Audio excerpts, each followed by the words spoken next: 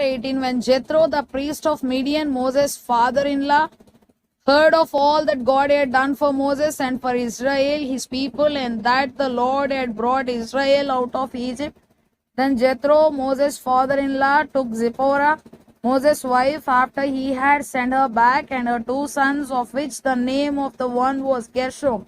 For he said, I have been an alien in a strange land, and the name of the other was Eliezer. For the God of my father said, He was mine help, and delivered me from the sword of Pharaoh. And Jethro, Moses' father-in-law, came with his sons and his wife unto Moses into the wilderness, where he encamped at the mount of God. And he said unto Moses, I, thy father-in-law, Jethro, am come unto thee, and thy wife and her 2 sons with her. And Moses went out to meet his father-in-law, and did obeisance, and kissed him, and they asked each other of their welfare. And they came into the tent. And Moses told his father-in-law all that the Lord had done unto Pharaoh and to the Egyptians for Israel's sake, and all the travail that had come upon them by the way, and how the Lord delivered them. And Jethro rejoiced for all the goodness which the Lord had done to Israel, whom he had delivered out of the hand of the Egyptians. And Jethro said, Blessed be the Lord, who had delivered you out of the hand of the Egyptians, and out of the hand of Pharaoh, who had delivered the people from under the hand of the Egyptians. Now I know that the Lord is greater than all gods, for in the thing wherein they dealt proudly he was above them. And Jethro, Moses' father-in-law, took a burnt offering and sacrifices for God. And Aaron came, and all the elders of Israel, to eat bread with Moses' father-in-law before God.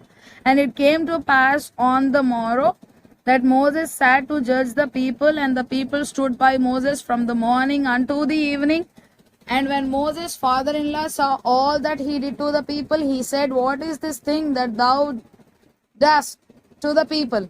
Why sittest thou thyself alone, and all the people stand by thee from morning unto even?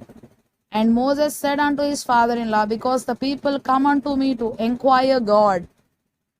When they have a matter, they come unto me, and I judge between one and another, and I do make them know the statutes of God and his laws. And Moses' father-in-law said unto him, The thing that thou doest is not good.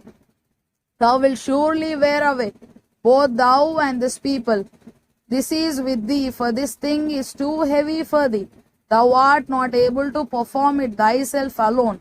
Hearken now unto my voice, I will give thee counsel, and God shall be with thee. Be thou for the people of God ward, that thou mayest bring the causes unto God, and thou shalt teach them ordinances and laws, and shalt shew them the way wherein they must walk, and the work that they must do.